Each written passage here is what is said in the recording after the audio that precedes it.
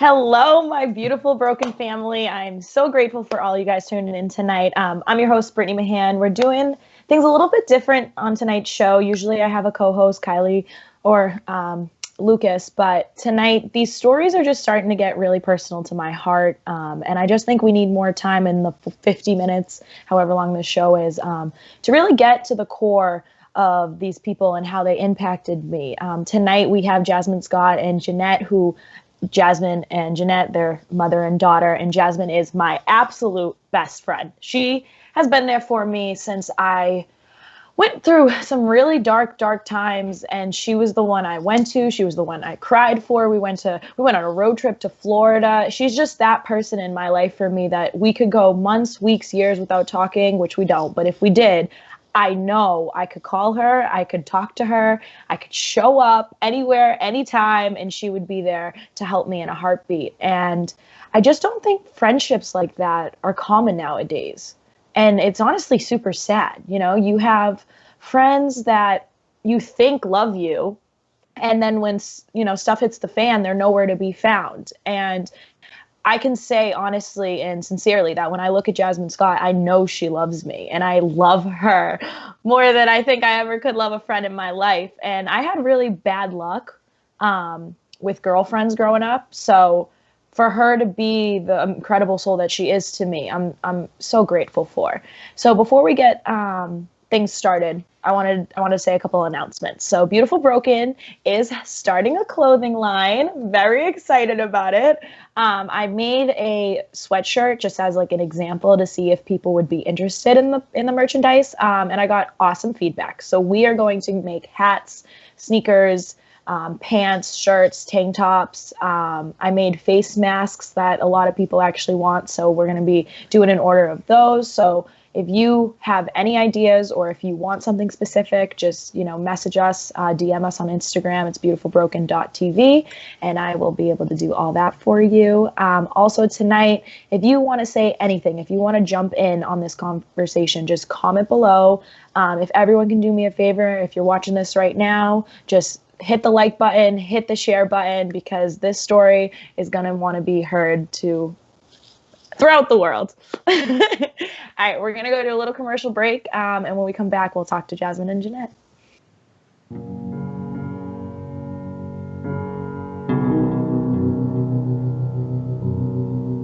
Dear younger self, you are beautiful. You are capable. Hey, look, it's those guys. What's up? What's happening today? Let's do those pearly whites, man. Yeah. The boys, check it. Yeah.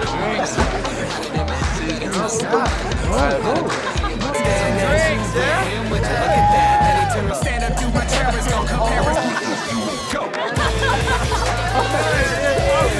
Gosh, I'm so hungry. Do you guys want some pizza? Ooh, cute. Are you good to drive? I'm fine. Hey girl, what's the sound? What's the name? What's good? What's up? How many did you have? I should be fine. You should be. Sir, go and step out of the vehicle for me.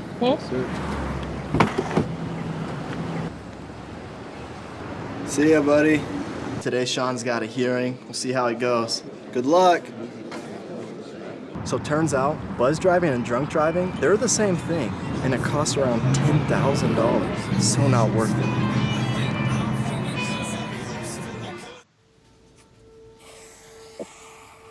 Dad? Just 1 minute, okay? Hey, Bobo, do trees tell each other stories? I'm sorry. I'm afraid I don't know that. Hey, why don't we go find out?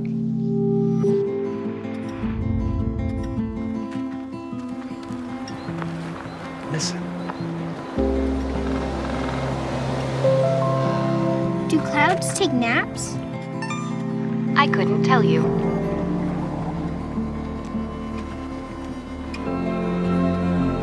Can birds draw pictures? I don't have an answer for that. Dad, do stars visit their friends? Look!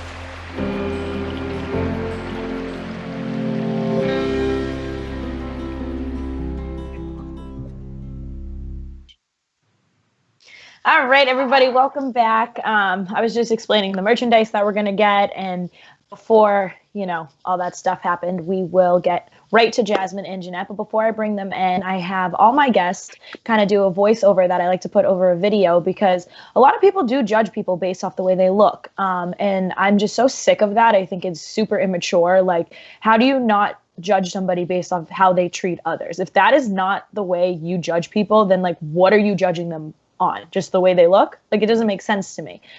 So I have Jasmine say something from her heart, and I put, just normal people over it. And let's check out.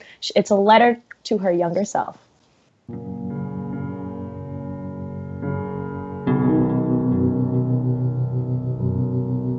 Dear younger self, you are beautiful.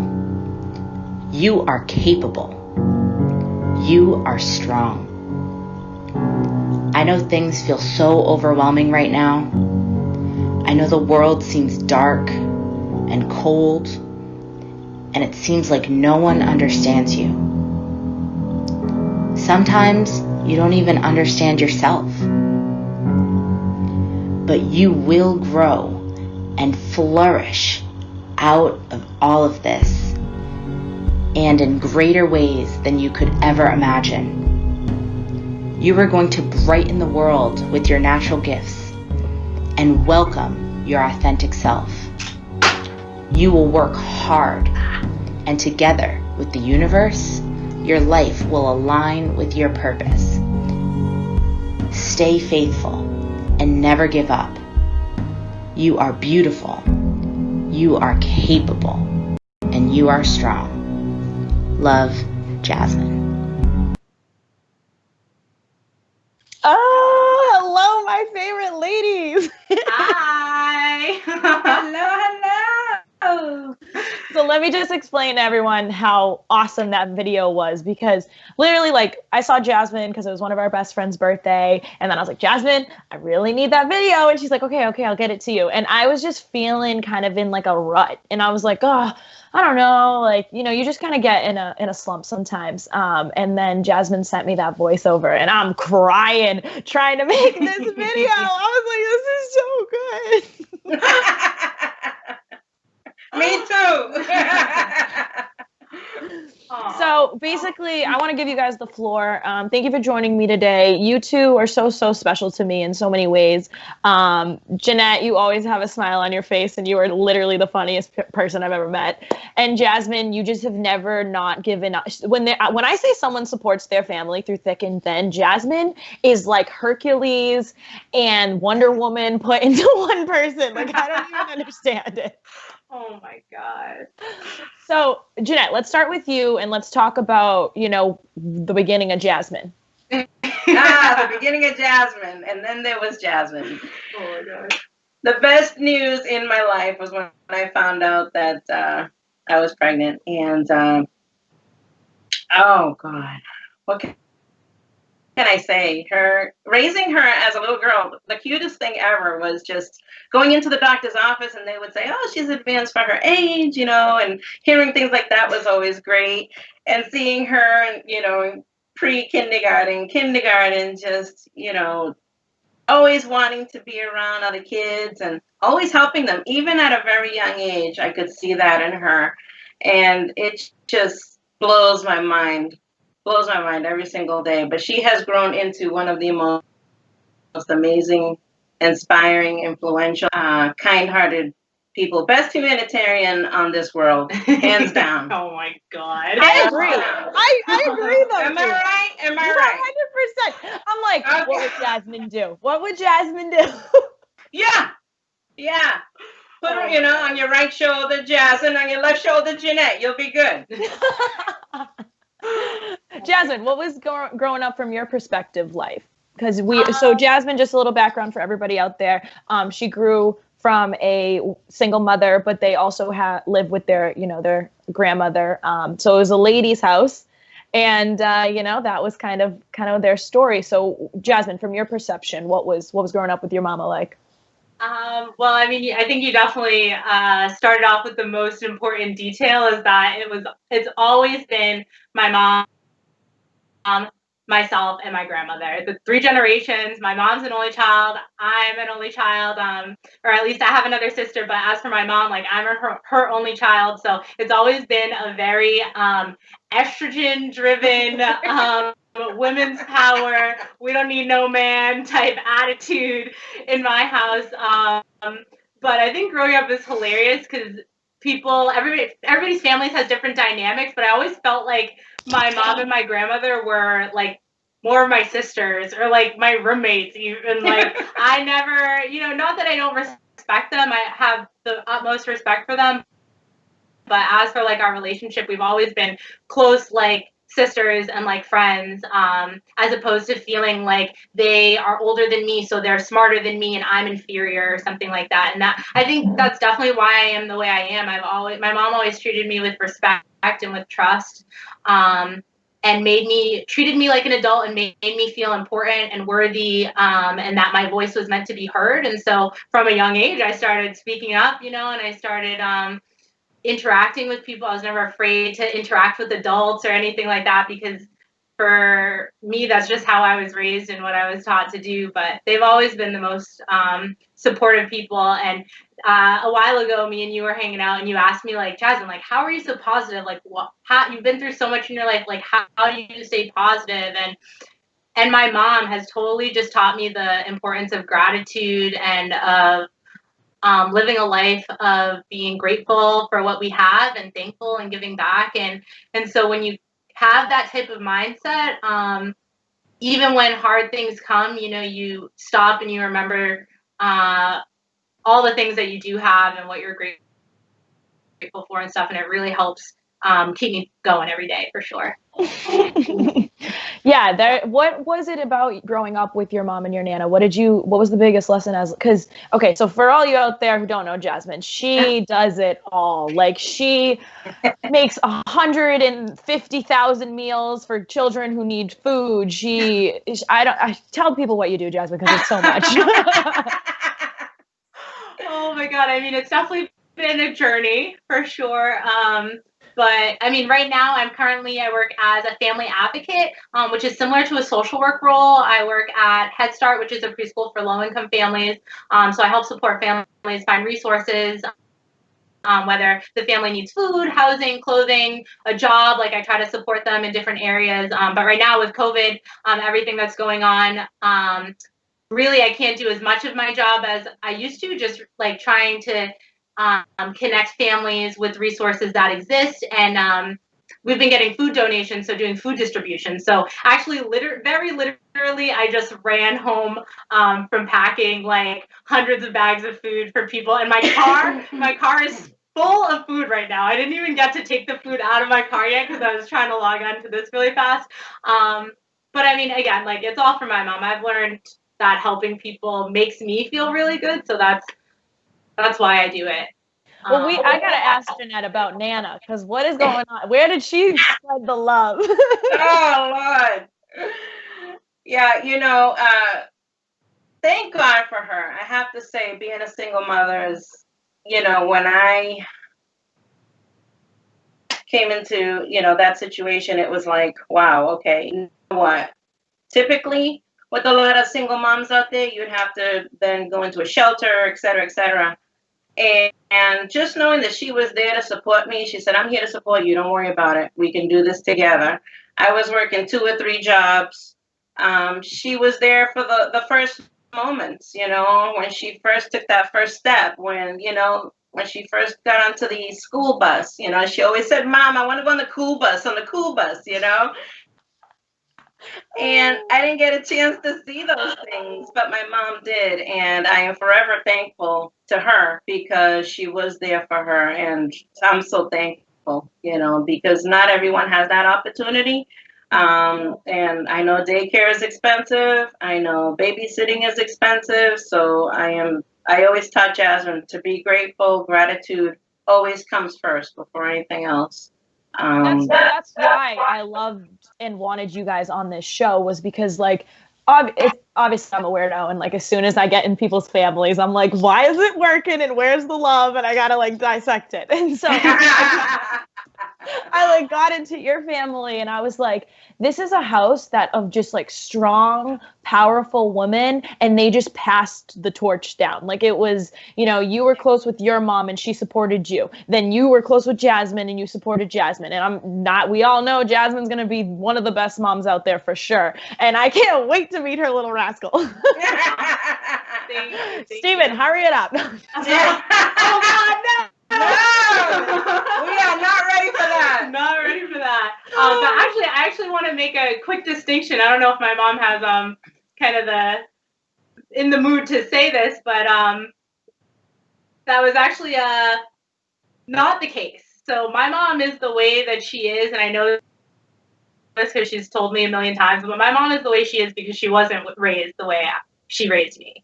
She was raised in a lot stricter of a household. I mean, my grandmother is a Colombian woman that was raised by nuns in an orphanage in like rural Colombia. Like she is hardcore, and she raised my mom hardcore, really strict. And my mom had to grow up in that environment, and that affected her in particular ways. And she wanted to raise me kind of the polar opposite. She wanted to raise me where she wasn't as strict, where she was really trusting, where she let me do things even when I was a teenager, and she knew I was probably going out and doing something that wasn't too good, but she still like trusted me, and that's why we have such a close relationship, is because she trusted me. And so she always used to tell me, and I was saying this to Steven's mom the other day, she always used to tell me that I could tell her anything, even if I burned down a house.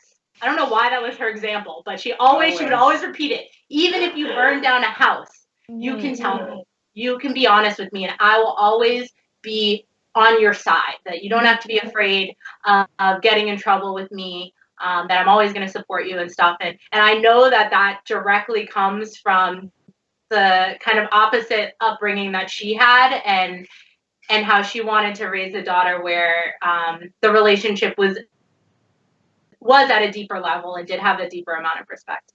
I think coming from the old country too, Brittany, when they come from the old country, they have, they're set in their ways, and things have to be done a certain way. And her growing up in the orphanage, she's like a drill sergeant. When I was raised by a drill sergeant is what I was. And she was very, very strict. Just like, no way, not Nana. Yeah. Not little Nana. She might look, huggable and lovable and so cute. She's like, Brittany, your hair. But, and she is. Don't get me wrong. I love her to death. I say that with love because she is all of that. Mm-hmm. But I also wanted to raise Jasmine a little differently. Mm-hmm. And like she said, I wanted to always make her know that no matter what, you are respected. You may be a little person, but that's what you are. You're a little person. You're not a child. And a child should always be respected for who they are.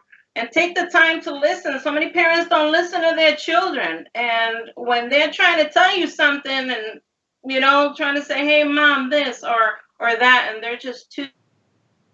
I always took the time and I stopped what I was doing to listen because I knew that she was my little person. She was not like a child. I didn't look at her. I didn't look down on her in that way. And I say that because, that's just how some people are. And I don't like seeing that at all because that's just not way that that is so beautiful and resonated so much with me because when I was a kid, I never felt like my voice was heard, ever. And then I was the girl in high school and in college and middle school who was just like loud and obnoxious and like would interrupt people when they talked and my teachers would always be like, she doesn't stop talking. And it was like, it was the only place I knew where I could talk and somebody who cared, like, So that's super, super, super important, and that's awesome. And I think parents should know that. Jeanette, what would you tell the parents today about being a single mom and choosing to trust your child? Because I think that's another thing that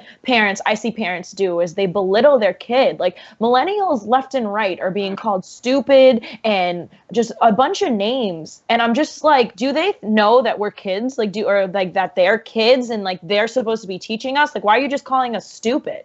You know what I mean? I completely agree. And it's like, do you realize that you brought this person into the world? Take the time. I would buy these CDs. I would have her working on these CDs at a very early age. I mean, we worked on everything. And all I can say to moms that are out there, even though you're a single mother, find the help. There's plenty of help out there. I, by the way, did not qualify for any of that help. No WIC, no nothing. I had to literally do it all on my own. But there are resources that are out there to help you. But at the same time, remember that your child is number one. I was not one of those parents hitting the club and leaving my child home alone. That wasn't me. That wasn't me. I said, no, I'm not going to do the whole dating thing until she's a lot older, and there was a long time where I was single, because we were separated, me and my ex-husband at a very, when she was at a very young age. So for many years I was single, but she, and for a very long time, I always did it right from the beginning. So if anything, if I could tell other moms, do it from the beginning, even when they're little. And you don't think that they understand. You don't think that they don't get it. They do. Children absorb everything. They observe everything and they absorb everything. And for them to feel special, and they will grow with that confidence. Just like in her video where she's saying to her younger self, always remember, you are loved, you are smart. I love that. When I saw the video of a guy when he did that with his little girl, same thing in the mirror. You are smart, you are strong, no matter what. And that's how my mom raised me to always be strong. My dad too, just always be strong no matter what. So we had that strength big time, but it's just a matter of you taking the time and prioritizing what's more important to you. She was my number one. Hands down, she was my number one. She will always be my number one. And, I thank God for her. I thank God that she turned out to be who she is today. And quick story, when you were talking about things that you do, and I bet you, Brittany, you don't even know this, right? Probably not. But you want to talk about a great humanitarian. One time, I don't know, she was going to work. She's driving to work and she sees a guy on the side of the road begging for money. So she comes home really quick, drives home and says, Ma, guess what? I said, what? She says, there was a guy on the road. He's asking for money. But you know what? I know we have extra chicken and rice in the refrigerator, so I'm going to bring him some food. I said, you are? She says, yeah. She packed it up, brought it over to the guy, and he had his lunch for the day. So that's how much of a humanitarian she is. That's just how she thinks. And it blew me away when she did that. It blew me away completely. Because not too many people would do that. When people look at people, she's worked with homeless people. She's seen that, just because you're homeless doesn't necessarily mean that you're a bum. These are people who have had lives, who have had careers, and who lost everything, their home or what have you. So she treats them like people too. Same thing. Right. And they are. We're all human beings. That's my catchphrase. At the end of the day. Yeah. And that's the reason, honestly, that's like the foundation of what Beautiful Broken is all about, is that like we all have a story. We are all human beings. Like, I'm so tired of people belittling others to make themselves feel better, when it's like, no, you're just lacking self-esteem. So why don't you work internally on your limiting beliefs that prevent you from believing in your own being, and then being a better person and helping that stranger, helping that person that needs that help, instead of, pointing the victim. And I think that's why me and Jasmine like love each other as deeply as we do, is because we do come from completely two different backgrounds. We are very different in many ways, but when it comes to our hearts, when it comes to how we see the world, when it comes to loving humans, we're like inseparable with that. Yes. You Jasmine, gotta go ahead. No, okay. I just wanted to know, Jasmine, so your mom always supported you. She always put you first. Was that something that you always knew, or did you have to discover it, or was the absence of your dad, did that really affect you? Whoa, those are a lot of questions. You can handle it. Yeah, I mean, I'll go backwards, because you mentioned my dad, and I definitely think that in that respect, yes, I always knew that my mom supported me, because physically and like logically, my mom was the one that was more of an active parent and actively in my life. I mean, I've always had a relationship with my dad, and I've talked to him, but as for like the person who like would wake me up in the morning, put me on the school bus. Like besides my Nana, that was always my mom. So I mean, in that respect, yes, but and I know we're gonna talk about this eventually when it comes to my adversities and the things that I went through. But just maybe like this is a good segue. Let's go.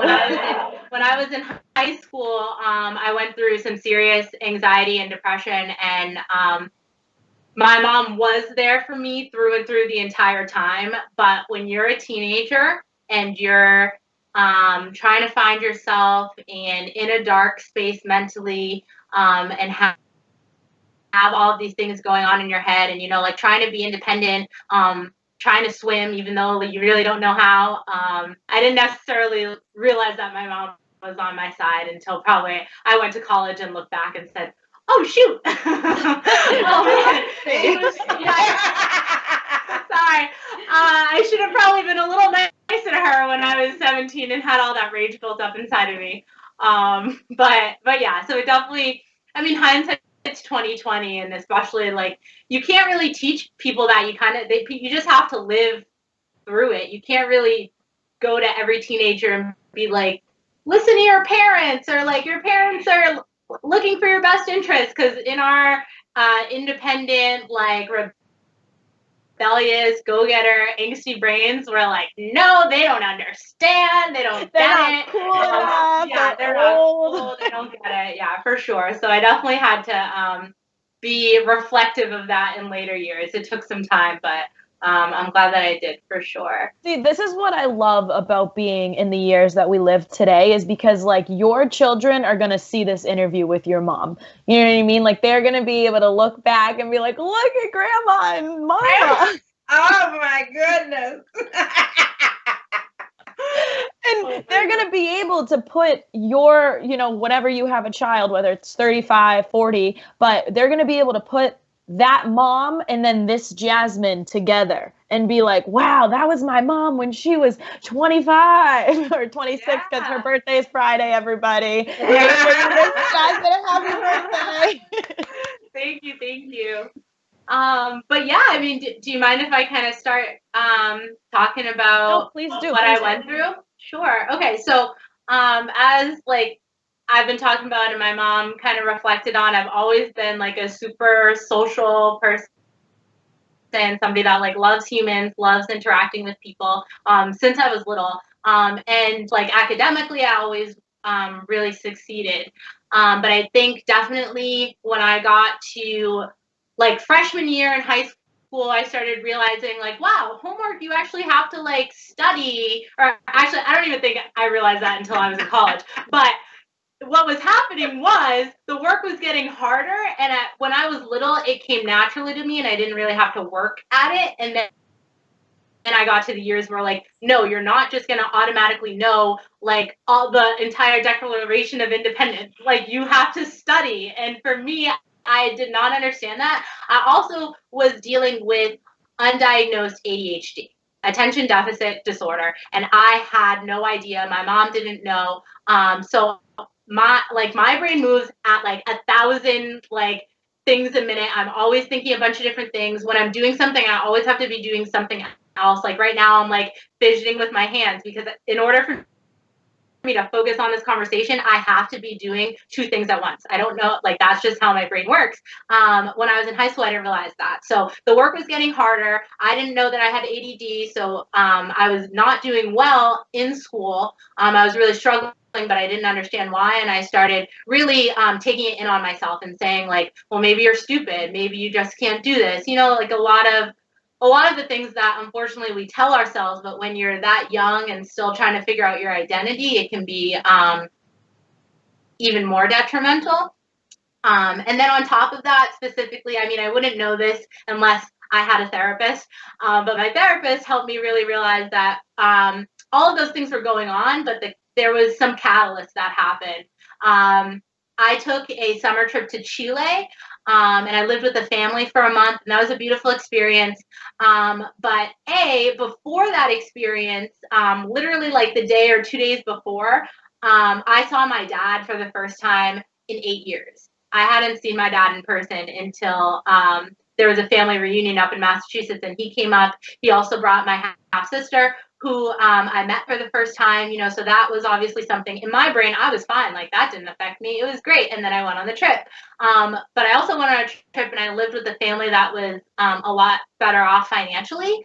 So I basically left my house. I mean, we haven't talked too much about this, but we grew up low income. So I grew up in a really small house, like with not a lot of like extra fancy resources. You know, for Christmas I would get one or like a couple gifts. I didn't really grow up with like a lavish lifestyle. I grew up knowing that we were poor and that we struggled, and that was like something that I actively knew.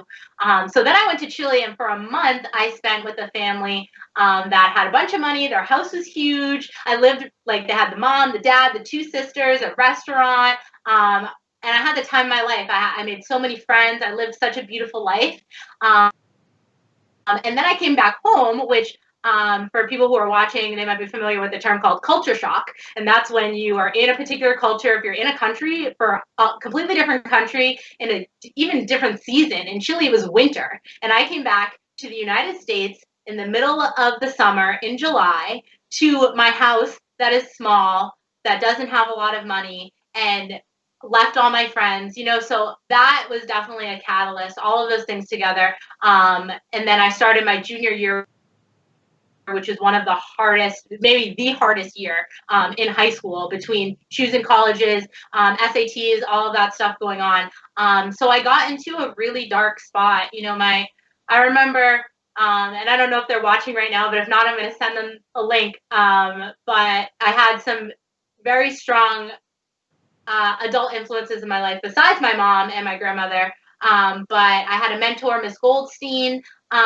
who was an English teacher, but she was a mentor because I was a part of a particular program. And then the woman who ran that program was Miss Regan. And so I was really close to her as well. And I remember one day, Miss Regan really reflected, or actually maybe this was after I came out of it, but she reflected on the fact that I started wearing colors again when I was getting better. But when I was going through like the deepest, darkest part, not only was I not wearing colors, I wasn't showering.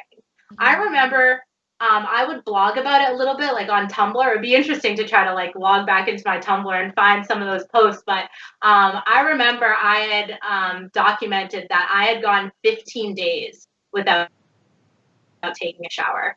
I remember I would wear just like a random t-shirt, like, and Sophie shorts, like, you know, sweatpants, flip-flops. And I loved color, I loved fashion, I love art, and I stopped trying. I stopped combing my hair, I stopped taking a shower, I stopped dressing in nice clothes, and it really took the people closest in my life, between my mom, Miss Goldstein, and Miss Regan, to really say, hey, Jasmine, what's going on?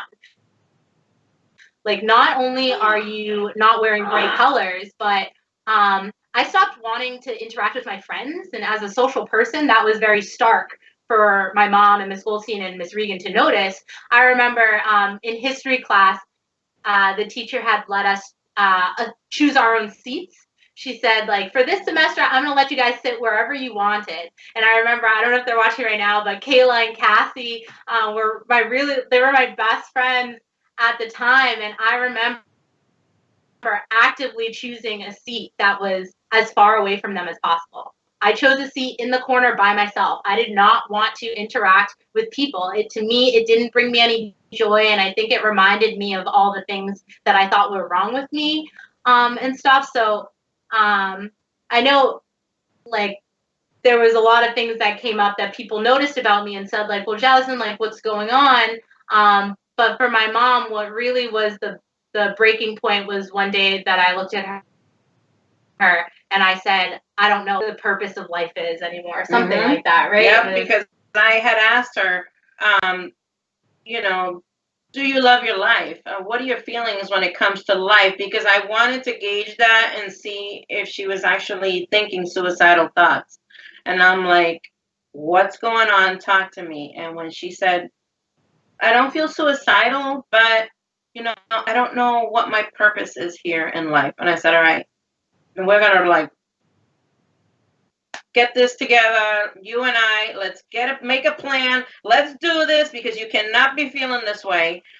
There is so much to life and you have so much to live, and we just took it from there step by step. Luckily, we were able to find a good counselor for her, get her in therapy. And that was, between Miss Goldstein, Miss Regan, Miss Myers, Miss O'Malley, all of them, we all worked collaboratively together, and we were able to finally get her out of that zone that she was in.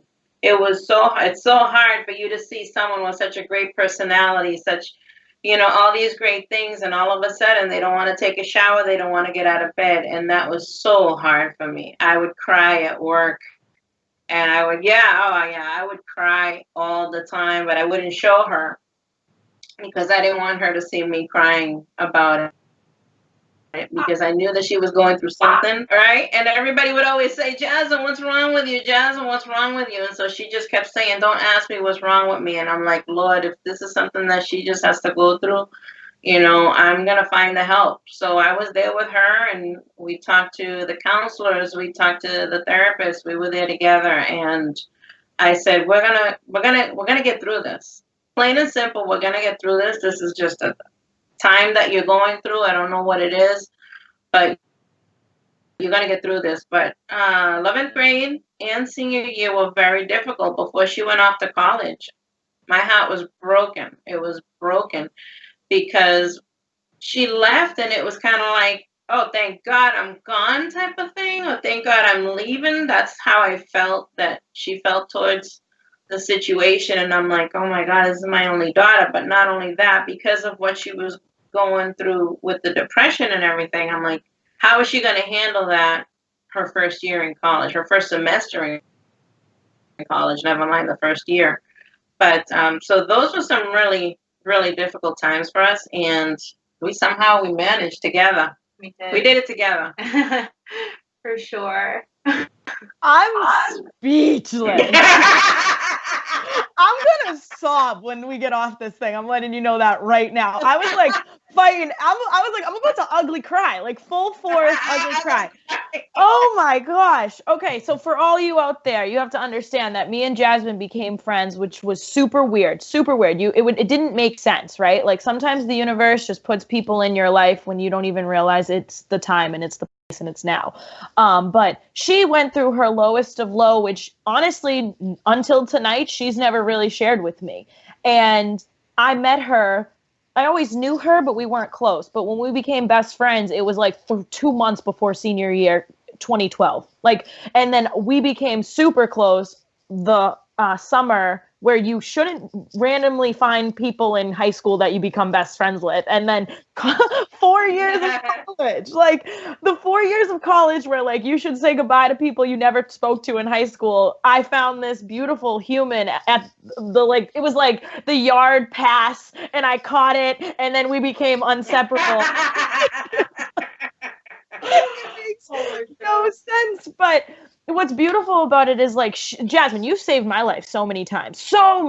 There's been so many times where I've hit rock bottom, and it's crazy, Jasmine, because now it makes so much sense to me, because like she was always like my therapist. Like whenever something went wrong, whenever I felt unloved, whenever I was down on myself, I called Jasmine, and Jasmine always knew what to say. She always knows what to say. She always knows how to make you feel better. And I never understood why. And my heart is like, oh my God, she was there. Honestly, that is like, I think the thing that I want like people to understand the most, whether like people are watching, know me or not. Like I know there might be some people on here who went to high school with me and are like, wait a minute, what? Like I never thought Jasmine went through this. Or there might be people who have never met me before. But something that I definitely have had people ask me, and even Brittany has said, like, how are you so positive all the time? Blah, blah, blah. I think like the biggest thing that we can debunk in this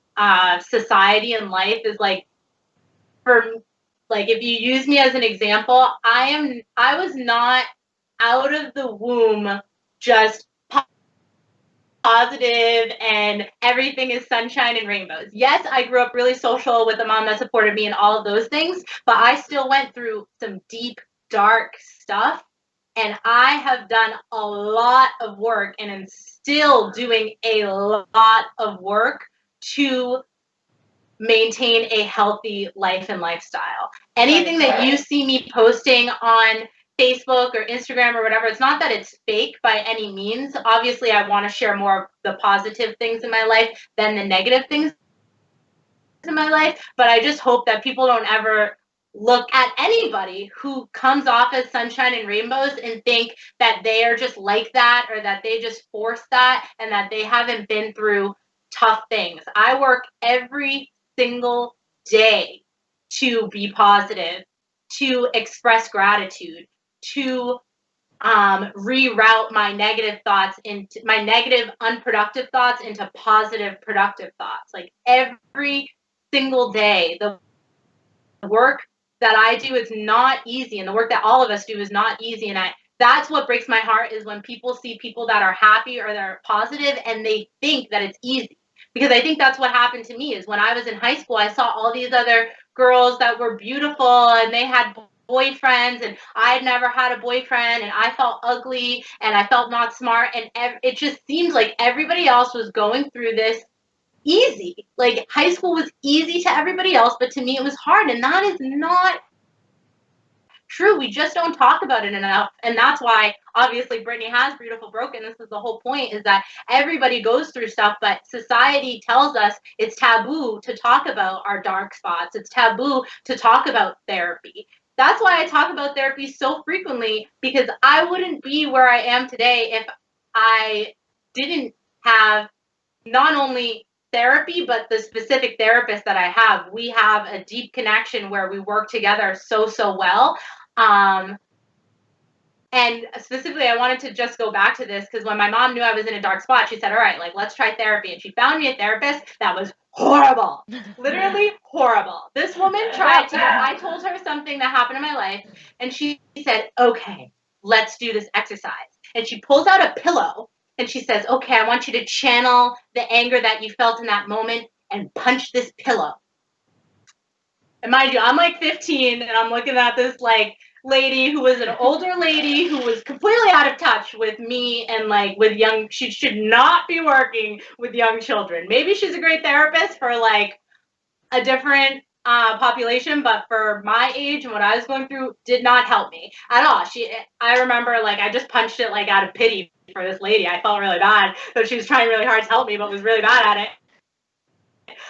And then another thing that really like I knew it was a wrong fit was I shared something personal with her about my mom, and I could tell. And mind you, I've been to years of schooling for human services, social work, whatever, and now I know this professionally. But even as a 15-year-old girl, I knew that this woman was in the wrong because when I told her something that my mother did, I could see her actively judge my mother for it. She made a face and she made a comment at like, what? Or really? She did that? Blah, blah, blah. And I left that meeting or that therapy session. I said, Mom, I'm done. I'm not going back to this lady. Because as much as I was angry at my mom and I had all resentments for like different things or because I was a teenager, you know, all that stuff built up, I still had my connection with my mother. And I can talk crap about my mother, but nobody else can make a comment about my mom. And as a therapist, as a clinician, as a human service worker, you should never, ever, ever practice like that. So, but anyways, so then I went to Guatemala the year after I went to Chile. I did another program where I went to Guatemala. And when I came back, one of the first things my mom said to me, like that first day was, I found you a new therapist. And I had stopped going to therapy for months. And I was like, wait, what? And she's like, I did my research. I already met with this lady while you were in Guatemala, and she's great. I think you're going to love her. And I swear, that was August 2011. And I still, to this day, see that same therapist. Tomorrow at 1 p.m., I'll have my Zoom call with that same therapist who has really worked with me specifically on a type of therapy called CBT, which is cognitive behavioral therapy. So that is what I was talking about before, rerouting negative, unproductive thoughts into positive, productive thinking. So for example, if like I try to think of like what I would have done if I knew how to like use my brain this way when I was going through my struggles like freshman year or sophomore year. Maybe I would have never gotten here if my brain worked this way. So basically, say I didn't do a science homework or whatever. Instead of the teacher coming to me and saying like, oh, like, why didn't you do your science homework? And me saying, oh my God, I didn't do my science homework. I'm a piece of crap. I'm not worthy. All of these things. And falling into a negative spiral. What I practice now and what I've been practicing for the past 8 years is pausing in that moment and instead of going down the negative spiral, thinking positive, productive thoughts. So yes, I didn't do my science homework. Yes, that is bad, like not great, but how can I make it better?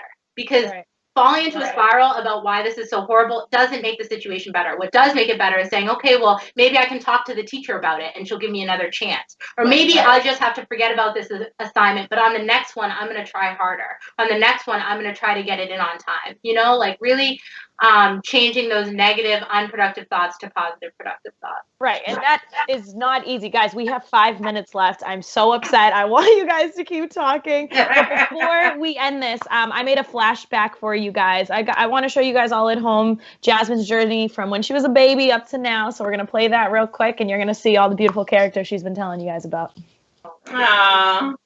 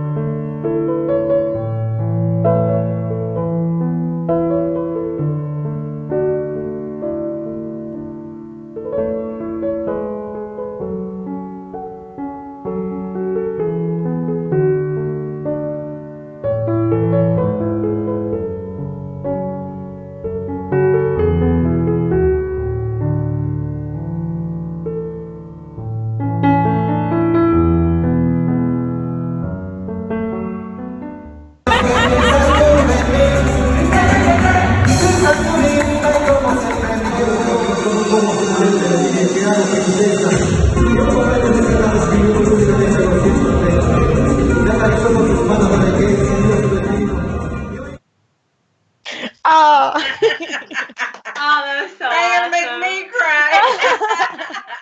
I love you both so very much. Thank you so much for joining me today. Obviously, what you have to say needs to be heard everywhere around the world. So anyone watching this, please share, please like, because hearts like this are rare to find, and I'm so lucky to call you my best friend.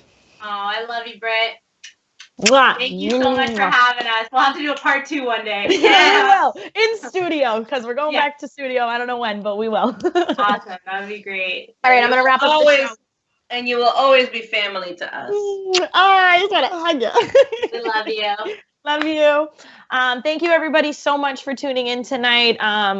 Beautiful Broken is just all about, I'm going to keep saying it until people start believing it.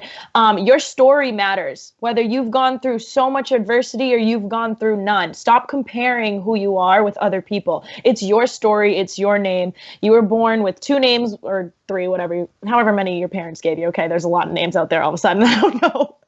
But, whatever name you were given is the name that you got. So stop comparing, stop judging, and honestly, people, just please start loving yourself, because you can't love another human until you love you exactly as you are. And even if you're a little messed up, we all are beautiful and we're all a little broken. So just remember that. Thanks for tuning in. See you next week.